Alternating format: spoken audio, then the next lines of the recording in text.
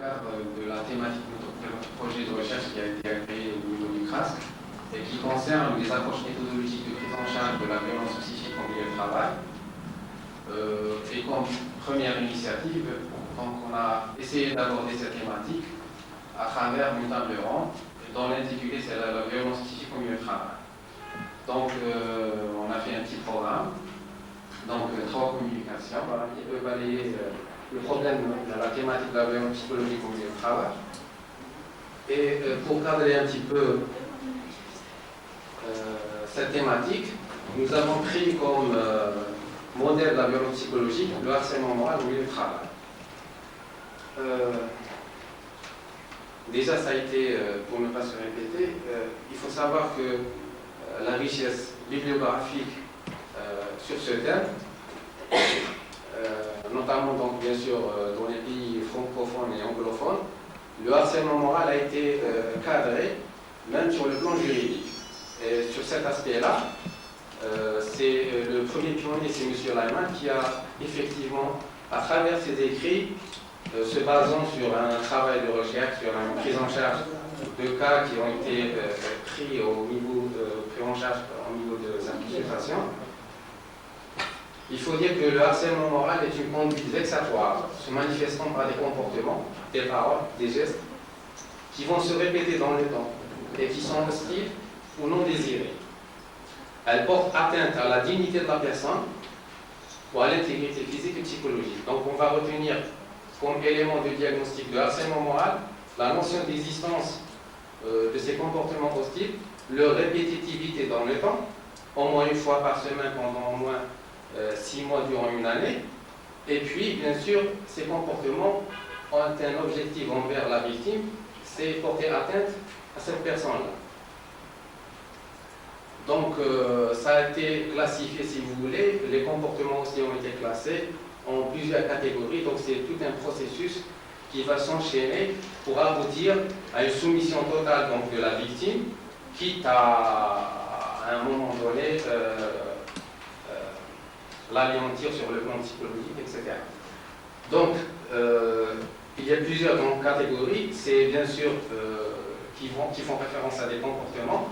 Vous avez donc, c'est l'isolement, ne pas le saluer par exemple, le paralyser, l'interrompre systématiquement dans les réunions de travail, le menacer de sanctions, le discréditer auprès de ses collègues, auprès des patients, etc.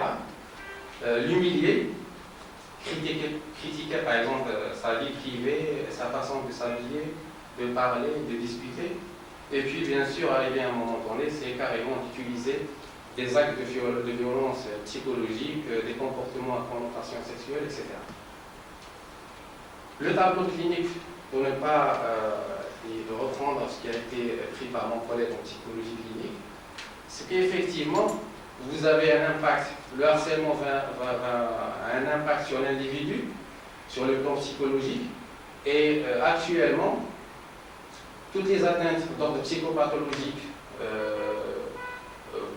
qui constituent le vécu de la victime sont classées dans un cadre nosographique semblable à celui du psychotrauma que les victimes du séisme, les victimes de violences psychiques, de viols, etc. C'est le même tableau. Donc le tableau clinique va en quelque sorte répercuter une image de l'évolution du retentissement des comportements hostiles sur l'individu. Donc à un premier stade, c'est l'alerte. Bien sûr, la victime va perdre ses repères, il va rien comprendre de ce qui lui arrive, donc c'est une vague de doute qui va noyer donc ses pensées, etc. Il va se culpabiliser le plus souvent, c'est pourquoi c'est moi, où est le problème, est-ce que c'est moi qui est le fautif, etc. Donc un sentiment de culpabilité, mais aussi d'abandon. Parce qu'il ne va pas retrouver le plus souvent aussi un soutien, une certaine compréhension de la part de ses collègues de travail, mais aussi de la part des membres de sa famille, etc. Et à la langue, ça peut mettre en doute même qu'il va se questionner sur ses compétences, sur ses capacités en milieu de travail, etc.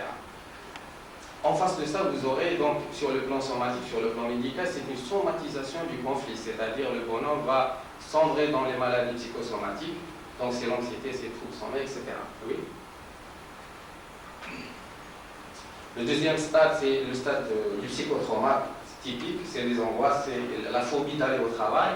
Donc la phobie d'aller au travail va s'en suivre donc ces arrêts de travail, les arrêts de travail le plus souvent. La revêtissance des scènes d'humiliation, de brimade, les attaques de panique, des cauchemars, des sentiments toujours de culpabilité, des atteintes cognitives, troubles de concentration, de mémoire, et puis aussi l'aggravation du tableau psychosomatique. En dernier lieu, c'est l'effondrement cataclysmique, c'est la décompensation. Donc le bonhomme va sombrer dans l'étiquette de maladies psychiatriques organiques. C'est la décompensation, donc c'est la dépression majeure. La dépression va transiter par des idées suicidaires et pour aboutir à des états de suicide carrément. Et entre les deux stades, vous avez donc des phénomènes de violence réactionnelle envers même donc externe, c'est-à-dire envers le harceleur, mais aussi envers les collègues de travail, etc. Et pour ouvrir une parenthèse, la violence psychologique en milieu de travail n'est qu'un élément d'un cercle élargi de la violence dans la société. Et puis, bien sûr, donc il faut faire, pour le diagnostic différentiel, il faut faire la distinction de ce qui est harcèlement, de ce qui est violence vécue, et par rapport aux contraintes professionnelles, c'est-à-dire les conditions de travail. Un salaire qui est démotivant n'est pas un harcèlement. Les états de stress et de burn-out, qui sont des conséquences de harcèlement et qui ne sont pas donc, on ne peut pas parler de harcèlement, et le style managériel, ou la façon de gérer un établissement et un service, il faut faire donc la part des choses entre une discipline, la rigueur dans la discipline et ce qui est harcèlement. Quelle serait notre conduite à tenir sur le plan consensuel et général? C'est bien sûr essayer d'avoir une prise en charge pluridisciplinaire. Ça a été donc souligné par mes collègues. Effectivement, le souhait, on ne fait que calquer. Pour le moment, on ne fait que reproduire ce qui a été fait ailleurs, tout en prenant en considération, bien sûr, tous les aspects liés à notre société. Donc une prise en charge pluridisciplinaire, médico-psychologique, mais aussi socio-anthropologique, pourquoi pas juridique, etc. Essayer d'informer, et je pense qu'à travers le projet de recherche, c'est créer un lien entre déjà les centres de recherche, entre l'université et la société, parce qu'une recherche qui n'a pas de valeur si ces résultats ne sont pas concrétisés par rapport à la société. Et puis institutionnaliser, c'est-à-dire notre but, notre souhait, c'est d'essayer d'impliquer d'autres partenaires pour faire aboutir que le problème d'harcèlement moral qui existe dans notre société, en milieu de travail notamment, on devrait avoir au moins un article, un support réglementaire juridique algérien, notamment dans le cadre où le Code du travail algérien est, en ce moment est en train d'être réactualisé. Voilà, c'était un petit peu pour cadrer le problème de violence psychique au milieu de travail. Et sans trop tarder aussi, donc je vais enchaîner sur un travail qui a été effectué dans le cadre du projet. Donc une étude de terrain. Bon, il faut conclure qu'effectivement, on peut tuer, comme ça a été dit par mon collègue, on peut tuer quelqu'un sans même le toucher du doigt, en attaquant son âme avec des armes morales, chagrin, souci, sinon douleur, et beaucoup plus de personnes sont assassinées par cette méthode que par la violence. Donc les états de suicide est une conséquence de harcèlement. La fuite des cadres algériens est une des conséquences de harcèlement.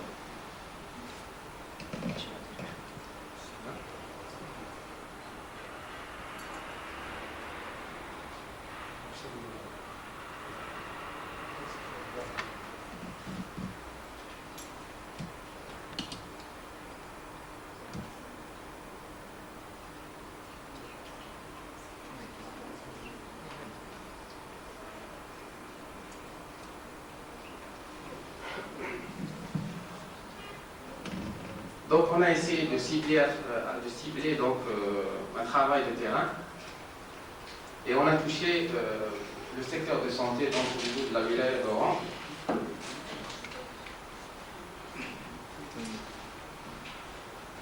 Quels étaient donc bien sûr les objectifs? C'est estimer la prévalence de harcèlement psychologique au milieu de travail, estimer la prévalence. Donc bien sûr ça répond à un protocole d'études validé sur le plan épidémiologique et statistique. Et derrière ça aussi, c'est avoir des chiffres. Comme j'avais dit qu'effectivement en Algérie, par rapport à notre société, il est temps de chiffrer les choses, d'essayer d'avoir une approche beaucoup plus objective que de parler à en l'air. Bien sûr, essayer donc d'identifier les facteurs favorisants, tant sur le plan individuel et personnel que sur le plan professionnel, décrire cette forme de violence psychologique, et puis apprécier ou évaluer son retentissement sur l'individu, sur le plan de santé mentale, mais aussi par rapport à l'entreprise. Le but, c'est essayer de contribuer à l'amélioration de la prise en charge des victimes de la violence psychologique au milieu du travail, donc des victimes de harcèlement, mais aussi on peut élargir. Le harcèlement n'est qu'une forme de souffrance morale des salariés, tous secteurs confondus, au milieu du travail. Donc l'outil de dépistage, la référence, et la référence mondiale, je dirais, c'est M. Lyman. Donc c'est un Suédois. Profi, c'est un psychosociologue du travail, et c'est lui qui, à travers des entretiens, etc., à travers ses recherches, il a élaboré un listing, un inventaire de comportements hostiles. Il a dispatché en 5 catégories, et à travers ça, ça a été traduit en plusieurs langues, dans plusieurs pays, et c'est grâce à ça qu'on peut établir le diagnostic de harcèlement moral. Donc l'outil de recherche, l'étape initiale, c'était celui de Lyman.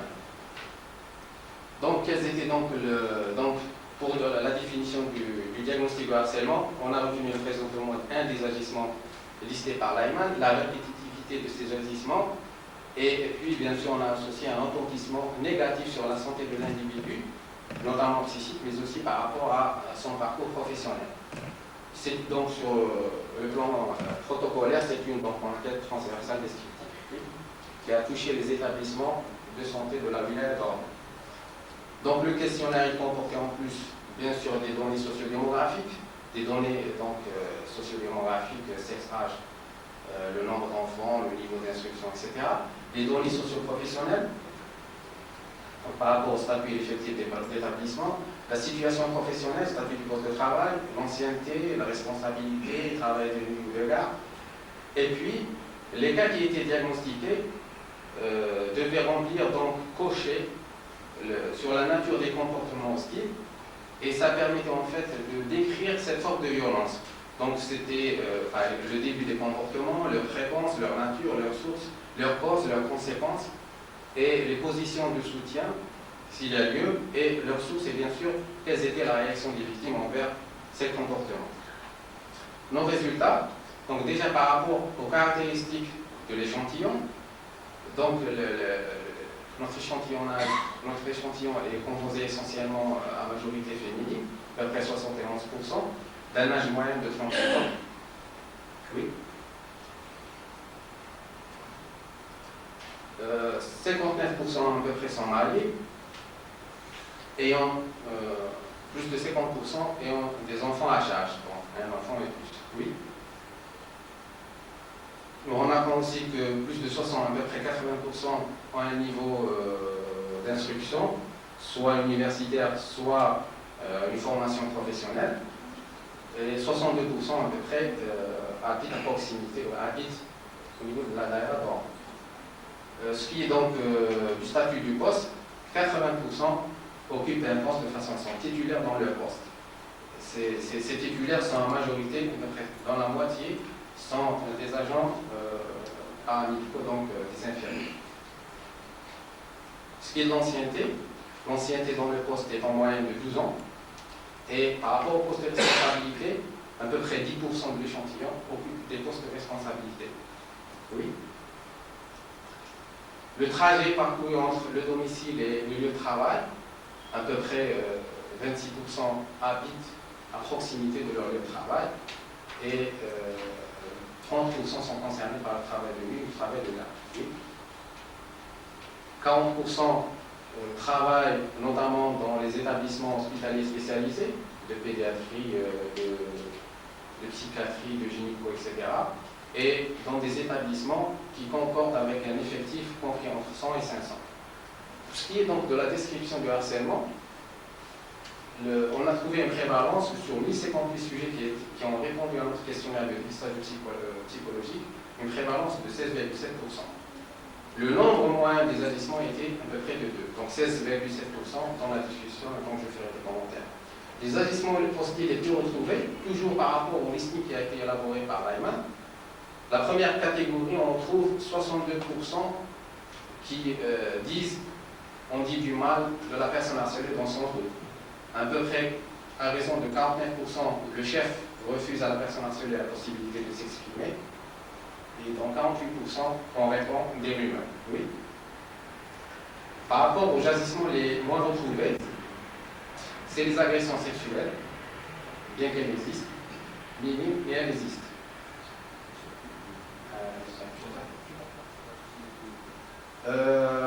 Environ, si on fait le total, environ 13,5% des personnes harcelées déclarent avoir subi des comportements à connotation sexuelle. Oui. Donc, si on fait référence, si on dissèque, si vous voulez, l'ensemble des comportements hostiles en fonction des 5 catégories proposées par M. Reimann, première catégorie, 49% à peu près refusent, donc le chef refuse la personne harcelée la possibilité de s'exprimer, des menaces verbales et donc à raison de 42%, refus de communiquer signifié par des regards et des gestes dépréciatifs à raison de 43,5%. Ce qui est de la deuxième catégorie, oui, on fait en sorte que la personne harcelée ne puisse plus entrer en dialogue à raison de 37,2%. Donc le tiers des victimes apporte des refus de communication et de dialogue. Oui. La troisième catégorie, on dit du mal de la personne harcelée dans son taux, c'est à raison de 62,7%. Quatrième catégorie, on lui donne constamment, par exemple, de nouvelles tâches à exécuter, 40%. Donc la moitié des cas harcelés se voient attribuer constamment donc, de nouvelles tâches. Et pour la cinquième catégorie, on l'oblige à faire des travaux qui nuisent à sa santé, donc c'est intentionnel, hein, c'est pas à raison de 38,9%. Donc le 1/3 des cas rapportés être obligés d'effectuer des travaux qui portent atteinte à leur santé, soit notamment physique mais aussi psychique. Quelles étaient les sources de harcèlement? Les agissements hostiles proviennent dans 3/4 des cas de la hiérarchie.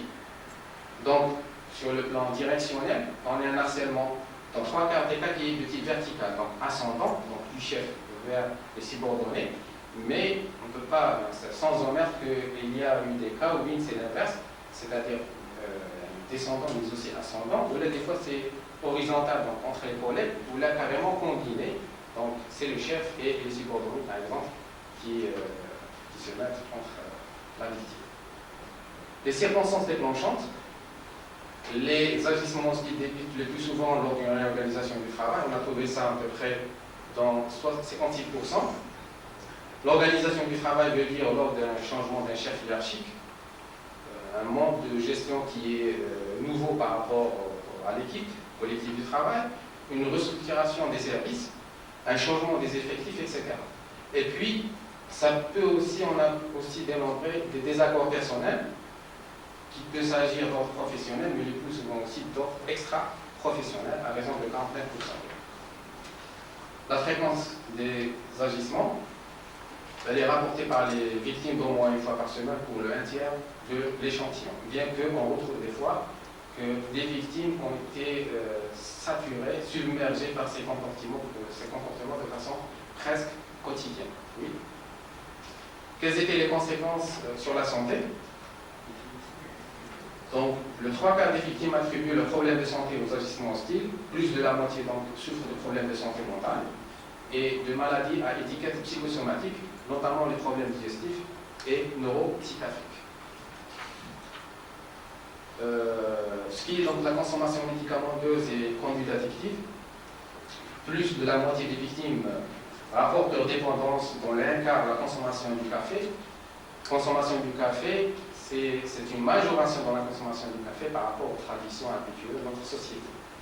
Et il faut savoir aussi que par rapport à la littérature, la majoration donc, de ces psychostimulants peut être un indicateur de souffrance morale au travail, de souffrance morale de façon générale, et là on parle du travail bien sûr. Et ensuite, à des proportions minimes, les antalgiques puis les psychotropes. Les antalgiques, c'est contre la douleur, donc on a pris ça comme indicateur indirect que effectivement les migraines qui ont une étiquette psychosomatique peut être un indice de maladie psychosomatique. Et puis, donc, la consommation de psychotropes, là aussi, est une répercussion négative sur la santé de l'individu. Oui.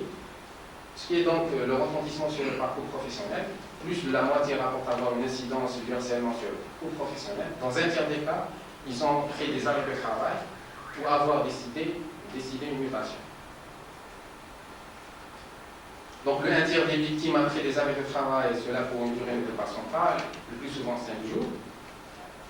Et on a aussi trouvé des cas, 4 cas, qui ont pris un arrêt de travail dépassant plus de 30 jours, donc c'est des congés de longue durée. Ce qui est donc du soutien. L'apport, donc le soutien, on le trouve à raison de 61%, qui tire, si vous voulez, sa source principale à partir des membres de la famille. Le soutien de l'administration vient en dernier lieu à raison d'à peu près 10%, et à proportion très faible. De même pour le médecin traitant, médecin du travail, etc., le recours demeure un petit peu faible. La réaction des victimes de harcèlement, je pense que ça a été souligné là aussi sur le plan anthropologique. Peut-être ça mériterait à peu près plus tard une analyse, une signification anthropologique notamment. C'est effectivement le recours, les modes de recours sont différents. Déjà, 61% déclarent avoir réagi contre cela. Mais il y a aussi une passivité manifestée à travers des récits. Je vais noter ça dans la discussion. Donc les formes de recours diffèrent envers des symboles institutionnels, le recours à l'administration, le recours aux instances judiciaires, mais aussi le recours aux symboles religieux. La discussion.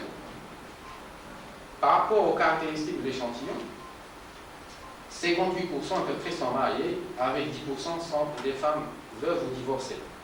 Je dirais que le secteur de la santé est une source de captivité pour des opportunités de mariage, vu que la profession elle est stable, elle est valorisante, etc. Mais aussi d'offres d'aide sociale. On trouvera beaucoup de gens, beaucoup de catégories, les femmes de ménage, etc., où le statut social est un petit peu précaire, et c'est l'hôpital qui est un lieu d'accueil le plus souvent. J'ajoute aussi que les enfants à charge constituent bien sûr une lourdeur sociale supplémentaire à gérer par rapport aux femmes qui travaillent. Niveau d'instruction, 80% donc un niveau d'instruction, on avait dit que c'était universitaire ou maintenant donc formation professionnelle. Et à l'encontre de ça, ça démontre un certain effort étatique fait dans ce sens pour la qualité de formation du personnel de la santé, mais aussi en comparant par rapport au taux d'analphabétisme, on a retrouvé 2,6% qui est un taux très très faible, comparé par exemple au taux d'analphabétisme à Oran où il se situe à 20%. Le statut professionnel, donc la majorité du personnel titulaire de la poste, le problème d'instabilité selon le mode de contractualisation ne concerne que certaines catégories, notamment les femmes de ménage et les agents de sécurité, parce que le problème de sous-traitance demeure toujours réduit, bien qu'il y ait des initiatives, mais c'est pas en ordre. Donc les agents paramédicaux aussi occupent une place prépondérante, à peu près la moitié de l'échantillon. Oui. Le secteur privé a été exclu de notre étude. Nous pensons qu'effectivement, il y a eu la non-déclaration, c'est un constat, la non-déclaration officielle, le plus souvent, c'est pas dans tous les cas, le plus souvent, de salariés auprès des organismes d'assurance. Il y a une mobilité qui est informelle, donc du personnel de santé du secteur public vers le secteur privé. Et pour nous, c'est une sous-déclaration et donc ça peut un petit peu donner une confusion pour le protocole d'étude. Les postes supérieurs, bien qu'on avait dit que ça représente à peu près 10%,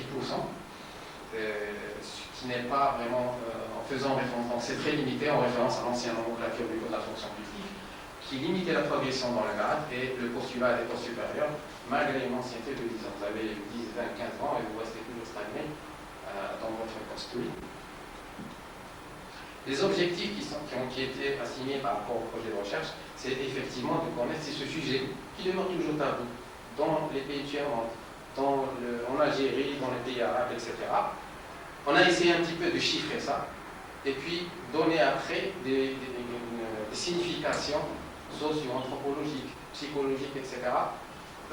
À notre thématique. Le choix de la population, bien sûr, est motivé déjà par un support statistique, bibliographique, documentaire. Là aussi, la nature des prestations, l'hôpital de la santé, et l'entonnoir de la détresse sociale. Donc, l'hôpital demeure donc l'image d'un dérèglement, c'est l'image de la société tout court.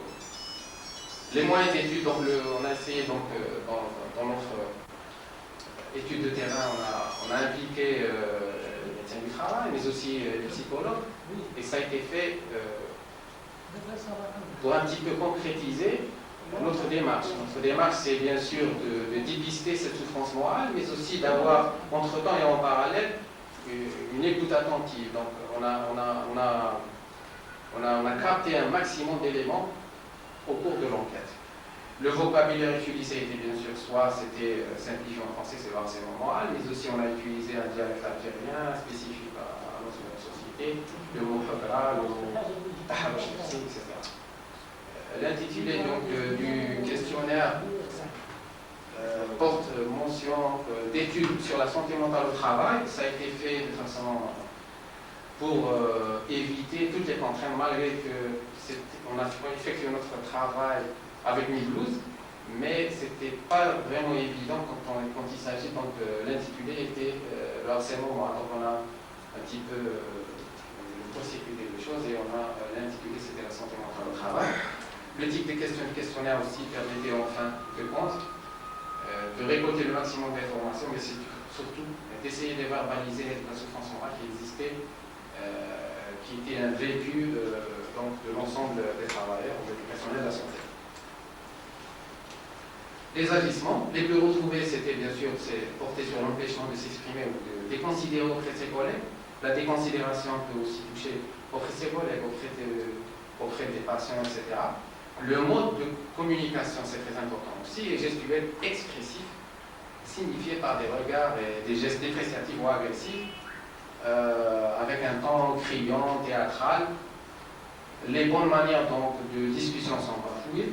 Les consignes sont instruites et c'est spécifique notamment au milieu hospitalier.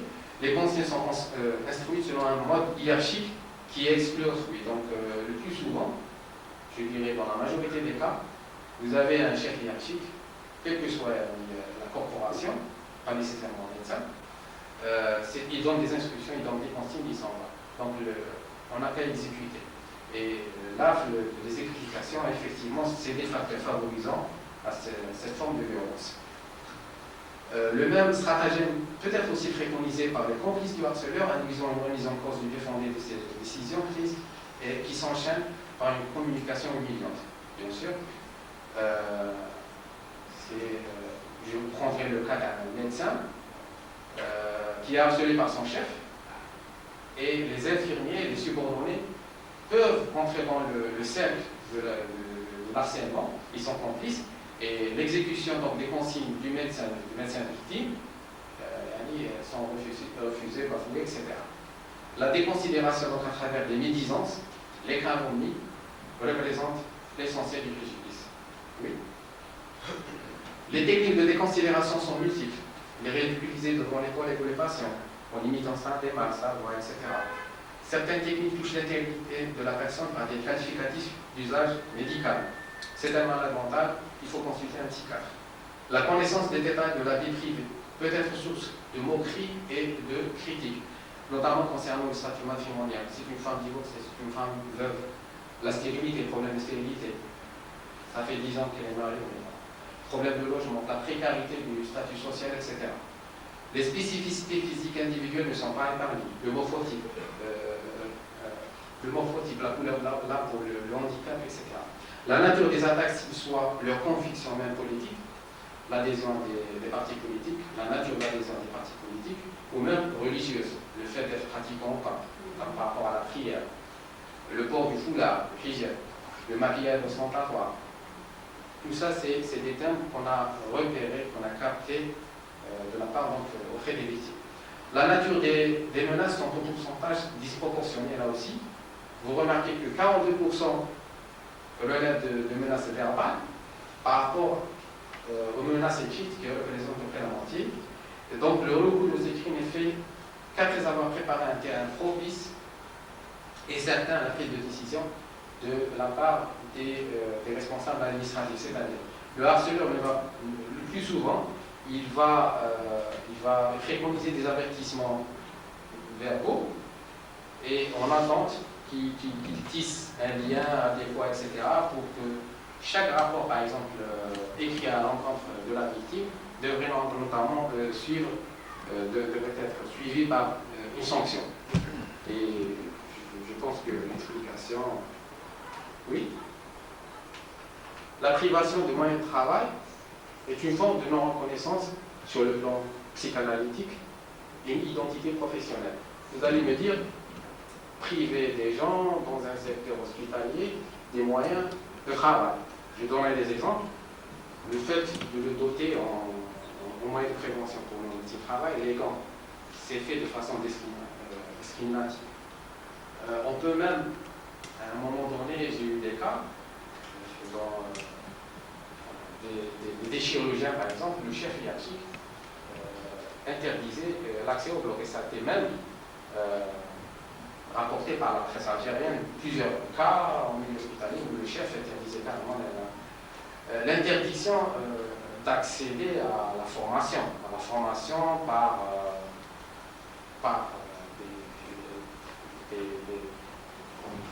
des voies qui sont habituelles et réglementaires. Donc on peut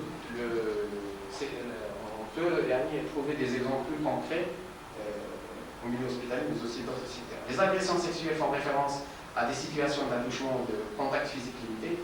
On n'a pas rapporté pour le moment des cas de viol au milieu de travail. Le fait rapporté par les harcelés d'être objet de moqueries par rapport à leur nationalité font référence à leur ethnie géographique, c'est-à-dire c'est un Kabylie, c'est un Chéri, c'est un Sahraoui, etc. Les terreurs par téléphone concernent l'envoi de SMS à titre d'avertissement, d'intimidation. Les comportements hostiles faisant mention d'engendrer des frais à payer par la personne harcelée, pour la lire, concerne l'utilisation de son propre téléphone portable, le chef qui demande à la victime de téléphoner avec ses Y, alors que ça rentre dans c'est des frais à payer, et c'est fait intentionnellement. Il faut bien, je précise, là aussi les comportements. La violence physique retrouvée occasionnellement débute soit par des menaces, puis c'est l'escalade vers les bousculades, d'avertissement, qui évolue dans carrément c'est la violence physique. Il y a eu même des cas, des exemples où l'utilisation d'armes blanches à l'intérieur de l'hôpital par part des médecins. Ça a été rapporté par la presse algérienne. Oui. Source de harcèlement, les agissements hostiles proviennent de la hiérarchie, axés sur la perturbation des voies de communication le plus souvent. J'encadre par certains auteurs à visite qui a incriminé la fréquente incompétence des managers par l'adoption d'un style managérial directif qui est centré sur la production et non sur la gestion des hommes, et est un facteur de harcèlement vertical. Le harcèlement horizontal émanant des collègues, c'est le style de laisser-faire. Quel est le style de laisser-faire qui est ailleurs, sa notion on la trouve très aisément dans notre société. SAF suggérait qu'effectivement attaquer la vie privée était la stratégie qui était adoptée le plus souvent par les collègues de travail, parce que le plus souvent ils sont en contact permanent, etc. Donc ils ont beaucoup d'éléments sur la vie privée de quelqu'un, et s'il y a eu une étincelle dans les relations de travail, ça pourrait être utilisé contre lui plus tard. Dans le cas contraire, donc, par rapport à l'harcèlement vertical, c'est des mesures organisationnelles qui sont utilisées par l'abus de pouvoir.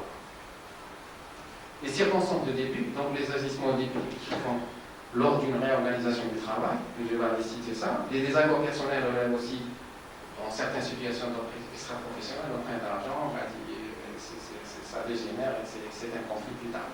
L'activité syndicale, ça a été souligné par Mme Diaby, qu'effectivement, l'activité syndicale est exceptionnellement citée. Il s'agit de rivalité le plus souvent entre les membres, c'est-à-dire on a rarement trouvé des victimes qui étaient syndicalistes et on les harcelait pour ça. C'était souvent des rivalités entre des syndicats de nature différente, etc. On a, sur cette cohorte qui a été étudiée, on a trouvé un cas avéré d'harcèlement sexuel. Il s'agit bien sûr de femmes divorcées, contractuelles, occupant le poste de femme de ménage. Là, on l'a ciblé pour les harcelés estiment que le harcèlement est inhérent aussi au caractère pervers de leur agression, parce que plus questionnants ont demandé qu'est-ce qu'ils en pensaient, quelles étaient les causes probables, etc. Et certains ont dit effectivement c'était des qualificatifs d'abus de pouvoir, c'est un tyran, c'est un injuste, etc. Et ça a été cité aussi par mon collègue. Oui. Les conséquences sur la santé, donc la souffrance psychologique a été exprimée et verbalisée au qualificatif stress, anxiété, malaise, angoisse. Le répertoire de maladies psychosomatiques est considérable. En tableau de colopathie, etc., c'est fréquent, de gastrite, de troubles neuropsychiques et les troubles cardiovasculaires, notamment les HPA, l'hypertension. On a aussi mentionné des affections rares, mais à composants psychosomatiques, les affections articulaires et les affections dermatologiques. J'ai eu un cas où il y a eu chute de cheveux à cause de ces problèmes-là. Un cas qui exprimait aussi des idées suicidaires. Et les idées suicidaires, c'est l'équivalent d'une dépression majeure, c'est une décompensation. Ça peut évoluer soit une violence envers cette personne ou envers autre chose. La consommation excessive donc, de psychostimulants qui accompagnent souvent celle du tabac. Et il faut savoir aussi qu'on a trouvé des cas la consommation d'alcool, bien qu'elle est interdite de façon formelle, sur le plan réglementaire, mais aussi social, religieux, etc. Beaucoup de cas ont révélé qu'effectivement ils consommaient de l'alcool. C'est dire aussi qu'il y a eu tellement une pression, et c'est une forme de verbaliser cette souffrance. Déni. Voilà. Ce qui est donc des conséquences sur le travail. Les arrêts de travail, ce malaise a poussé les harcelés à des postes locaux temporaires, parce que le arrêt de travail n'est pas une solution, limité dans la durée limité dans la durée en raison des contraintes financières. Donc, c'est évident. Changement de service, la mutation et même la division a été sollicitée, n'a pas été effective. Donc, les gens ont souhaité effectivement changer de service, ou là carrément faire une mutation inter-établissement. Mais il faut aussi ajouter que le déménagement, la mutation, c'est-à-dire on construit une vie et puis on va déménager par contrainte. C'est totalement différent par contrainte. Là aussi, c'est une surcharge, une souffrance morale, psychique supplémentaire que la victime devra gérer plus tard. Oui. Le soutien des victimes de harcèlement, la source de l'aide, c'était bien sûr la famille. Le lien familial demeure à l'heure actuelle omniprésent, notamment et se consolide davantage dans une situation de détresse dans la société algérienne. Je pense que les choses évidentes, d'autres éléments liés occidentaux, etc. Les femmes se confient aisément à leur mère, c'est une évidence, je dirais biologique ou par instinct. La tâche amicale entre le groupe de travail réconfortante dans les périodes de malaise au travail. Le soutien de l'administration vient en dernier lieu à proportion très faible, toujours dans la mentalité de méfiance. Je ne peux pas recourir à l'administration parce que je suis sûr et certain que l'administration est de mèche avec le harceleur. La notion de médecin traitant est bien sûr demeure une entité qui est absente, bien qu'il y ait un effort de la part du ministère du Travail pour faire des conventions avec les médecins traitants. Donc c'est une initiative, c'est une ébauche, mais pour à l'heure actuelle, ce n'est pas concrétisé davantage. Quelles étaient les réactions des victimes? Les formes de recours étaient différentes envers les syndromes institutionnels religieux, une passivité manifestée, formulée par le récit, l'impossibilité de changer le cours des faits, la patience à travers le silence, etc. etc. etc.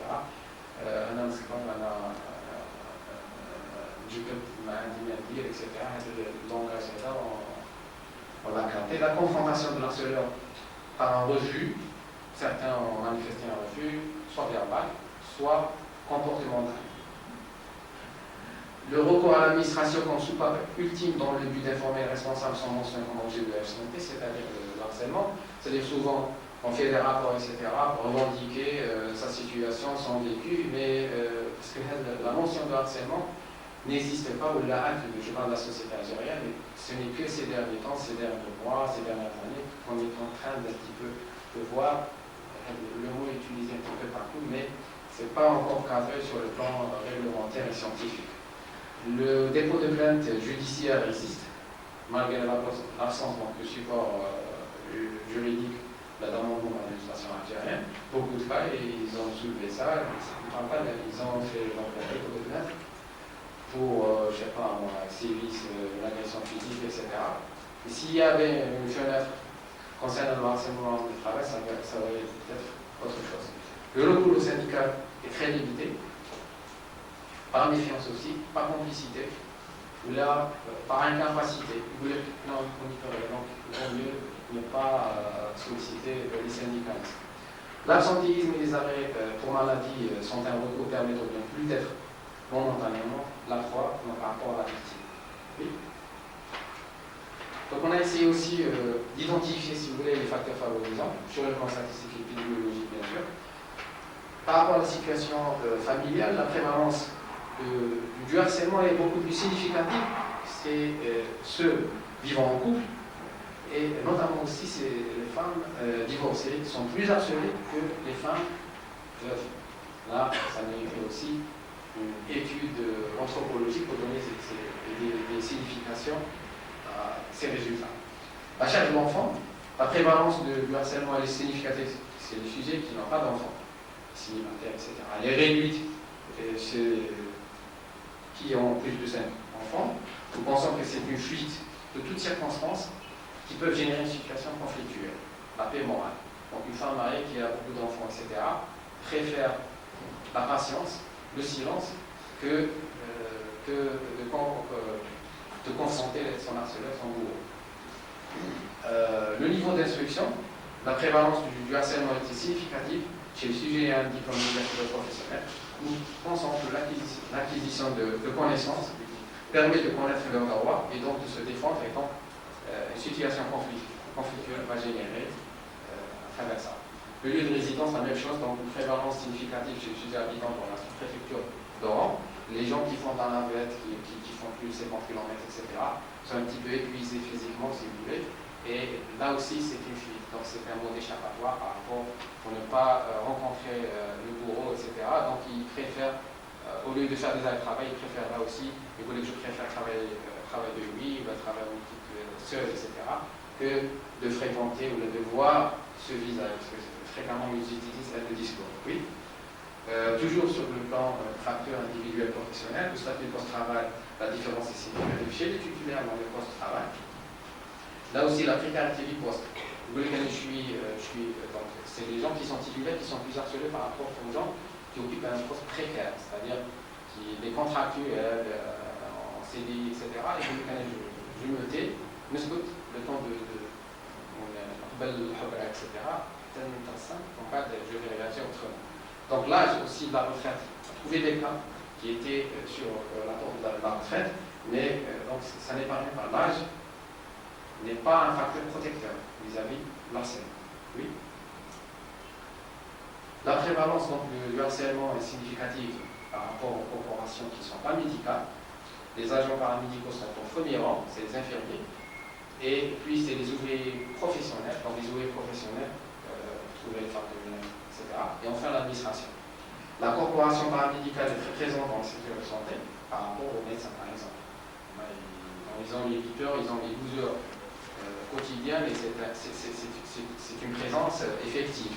Donc, par rapport aux médecins, quand il fait un passage à 1 heure, 2 heures, en moyenne. C'est pas la même chose, ce qui prédispose, si vous voulez, à ce genre de violence. La précarité de l'emploi aussi des ouvriers professionnels prédispose à les considérer à des auxiliaires par l'ensemble du personnel, les femmes de ménage, etc. Pour le moment, ce n'est pas vraiment une profession, elle n'est pas valorisante, elle n'a pas de valeur sociale dans notre société, alors que normalement, elle devrait obéir à un cadre, à un statut professionnel.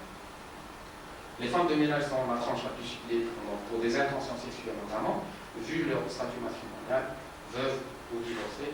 Je pense que Mme Diaby va donner des commentaires sur ce point-là. Pour le personnel administratif, c'était surtout les secrétaires. Nous n'avons pas trouvé par contre des cas de harcèlement par rapport à la catégorie des ambulanciers, là, de cuisine. Les postes de responsabilité, la différence est significative par rapport aux postes de responsabilité, notamment les chefs d'unité, chefs d'équipe, contrairement aux postes de gestion supérieure, les médecins-chefs et les surveillants médicaux. Ces postes de responsabilité n'ont pas une autonomie complète. C'est-à-dire, les chefs d'unité, chefs d'équipe, c'est une décision qui est locale, ils sont indemnisés, etc. Donc ils n'ont pas une certaine immunité comparée à une immunité d'un chef de service qui est un poste supérieur d'un surveillant médical. Le travail de nuit, comme j'avais expliqué, c'est un mode échappatoire pour éviter de subir la persécution nationale au travail de nuit, et là on travaille en solo. Les facteurs qui sont liés à l'établissement, la prévalence du harcèlement était beaucoup plus significative dans les établissements hospitaliers spécialisés, de pédiatrie, de psychiatrie, etc. On pense qu'effectivement, dans ce type d'établissement, il y a une certaine liberté et facilité de mobilité inter-services. Donc, généralement, c'est un établissement où il y a implémenté plusieurs services, comparé à d'autres établissements, d'autres types d'établissements, CHU, etc. Et ce qui induit donc un brassage entre eux, un brassage de liens, et le souci des uns sont discutés dans un service et quand on fait dans d'autres services, etc. Par ailleurs, donc, la littérature rapporte que les travailleurs de la santé dans le secteur privé sont moins harcelés que dans le secteur public, bien que notre échantillon n'a pas concerné dans le secteur privé. Par rapport à la taille donc, des effectifs des établissements, on trouve le même résultat, c'est-à-dire la différence est significative par rapport aux établissements dont l'effectif est compris entre 100 et 500, ce qui, généralement, c'est une constitution d'un niveau de richesse. Oui. En conclusion, je dirais qu'effectivement, le harcèlement dans le secteur de la santé est une source de souffrance psychologique. Ses répercussions au milieu de travail est une démotivation manifestée par un présentéisme et une dissipation d'un savoir-faire non retenu. Donc un présentéisme. Donc vous voyez bien que je ne vais pas m'étaler sur les conséquences de ce type, de ce modèle de violence psychologique rencontrée au milieu de travail, qu'effectivement au milieu de santé, vous avez des gens qui sont présents dans leur travail, mais qui sont fatigués moralement. Il y a d'autres choses, hein. Mais là on se centre sur ça, que les victimes sont présentes. Donc, il y a un retentissement sur la qualité des prestations. Je suis fatigué, je ne peux rien faire, bien qu'à les 8 heures, il y a une charge à respecter, etc. Bien que la santé, c'est la santé des humains qui est mise en jeu, mais on peut peut-être trouver des éléments explicatifs à ce désintérêt. Et puis, ça a été dit par mon collègue qu'effectivement, l'harcèlement, c'est une dépersonnalisation. On va tuer la personne.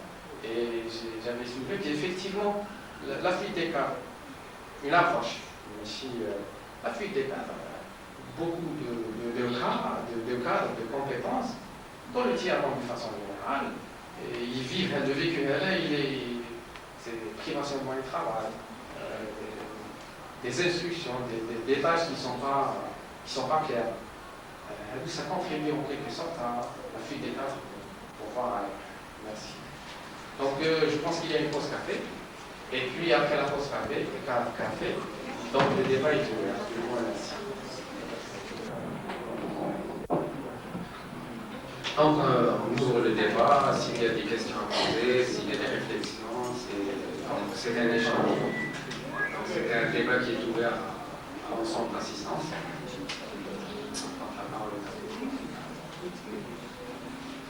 Des commentaires, je sais pas. Oui.